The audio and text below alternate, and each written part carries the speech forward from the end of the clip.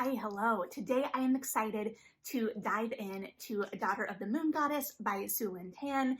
This has been getting some great buzz online already to my kind of perusal, and for good reason. I just finished this book and I absolutely adored it. So I really want to dive into what charmed me about this and why I think this is a great option if you're looking for something in the fantasy realm that feels like a fairy tale, because that is exactly this. So the book follows our protagonist, Xingyin, who is the daughter of the moon goddess, as it says on the tin, big shocker, but early in the novel, she is forced from her home with her mother. Her mother has been isolated, and her immortal status is because she drank an elixir to save both her and Xingyin in this iteration. And so her status as the moon goddess is actually a punishment from the celestial emperor. And Xingyin's existence is a secret that her mother has been keeping in order to protect her. And so because of the celestial emperor and empress becoming a little bit more interested, the empress in particularly, Xingyin is forced to flee for her own protection and to some extent her mother's protection as well. And so then she's thrust into the celestial kingdom and the wider world of this immortal realm and has to kind of fend for herself when she knows very little, and yet she still scraps. So she starts out finding a placement in kind of a lord of sorts house, and this puts her in the path of Li Wei, who she meets by the river, only to find out that Li Wei is the prince of the celestial kingdom. And she enters this competition to become his steady companion. And this puts her on the path to a completely different future than she envisioned, and yet gives her the opportunity as well in her mind and her intention with all of this to fight for her mother's freedom. So she builds these relationships and bonds and connections and friendships and all the other synonyms that I'm just rattling off. But her ultimate goal is to free her mother. So when I was talking in my Cupid and Psyche video about our protagonists that have these quests, Xingyin definitely has a quest here. It's just removed from the romance of it, but there is still romance in this. I adored it and thought it was done really well. We'll talk about it a little bit more later, but that is a factor. There is also a lot of battles and war, but it doesn't feel as immediate and harsh as something like the Poppy War trilogy, which I love.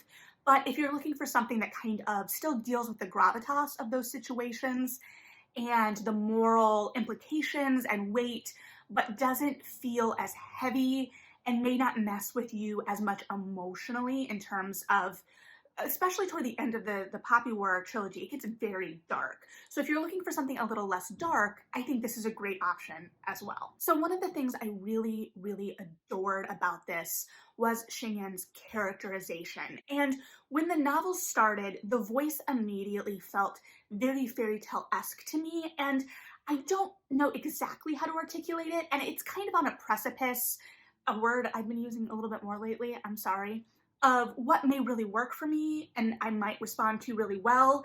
But in other instances, I know I've had books where that same similar prose could keep me at a distance. And so I do want to acknowledge that.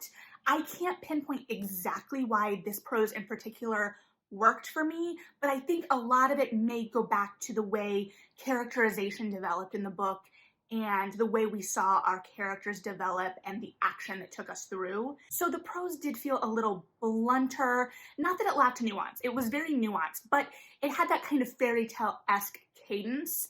It wasn't getting too mired in darkness, even when it was dealing with dark themes. It wasn't trying to be as edgy, maybe. Again, I'm not articulating it well, but I think that the prose was beautiful and added to the atmosphere.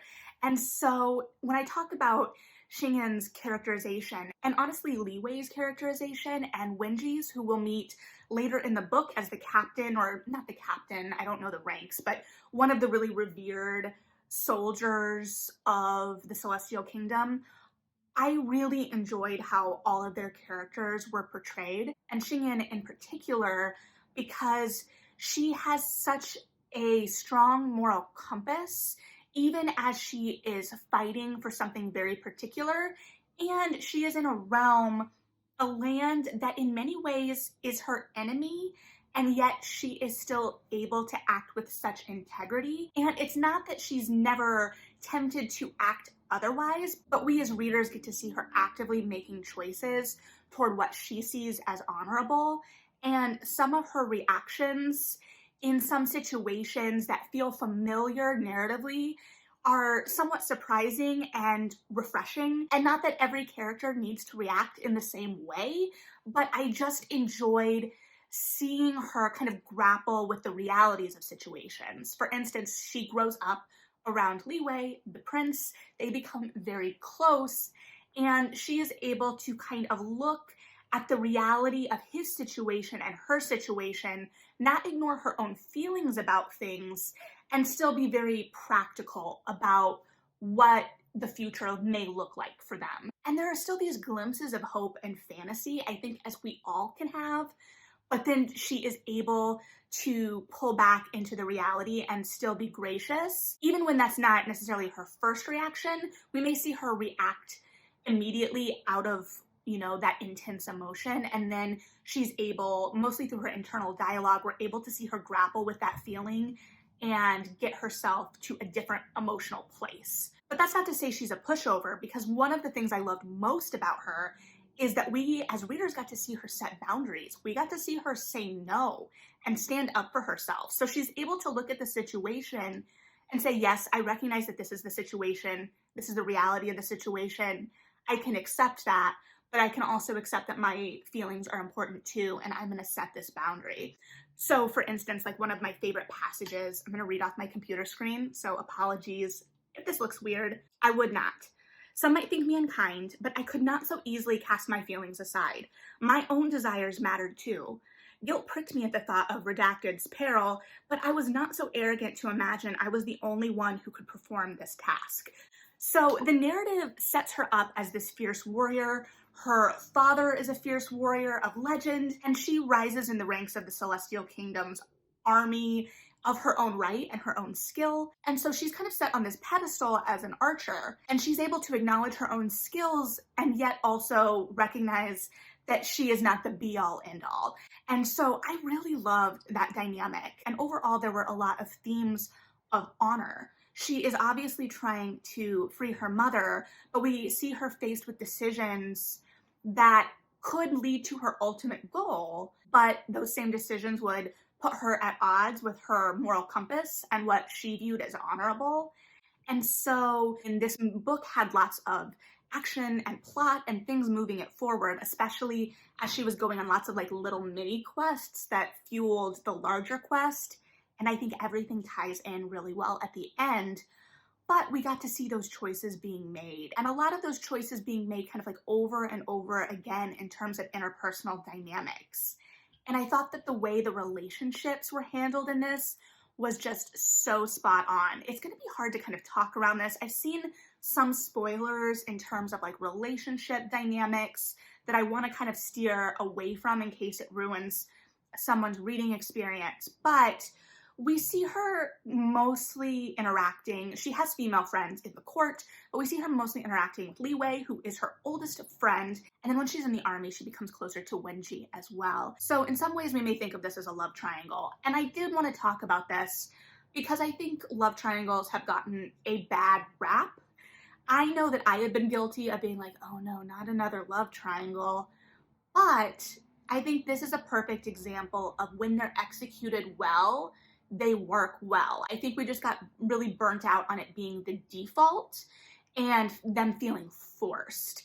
Here, I really enjoyed the interpersonal dynamics and the way both relationships developed separately, and it never really felt like either one was being set up against the other in the typical way. And we got to see Xingyan kind of like battle with her own feelings and strive to keep relationships intact even as they change. So even as a person's place in her life may morph, we get to see her try and honor that relationship and try and salvage it in whatever form it could exist in, while also protecting herself and her own emotions. And I thought that there was so much power in that. I think it again gets back to the idea of how honor and integrity are portrayed in this character. And again, she is not perfect. We see her have to really face those hard decisions. She doesn't always make what would potentially be considered the right decision, but she's always trying. And I think the fairy tale-esque tone of it helps us jump to these bigger events without it feeling like we are kind of just maneuvering to the next plot point. Additionally, while I say that the narrative doesn't, mire us in anything, it is still very reflective. We are still in that first person, so we are in Xingyan's head, and we're able to get a little bit deeper glimpse of her in that way. That being said, we are also still in her point of view, so we are limited by what she is seeing and what she knows at any given time, which does help us as readers in terms of the revelation of certain information, because there are some twists, there are some turns. I thought it was done well. It kept me engaged. I was emotionally invested. And part of that is just, the relationships that were developed and how strong I think that Xingyan is as a protagonist. But yeah, I was incredibly emotionally invested in this. I wanted to know what was going to happen. I wanted to pick it back up. It moved quickly. It kept me engaged. On top of all of that, the setting. I think this is going to be perfect. I know that the Fae are really big right now.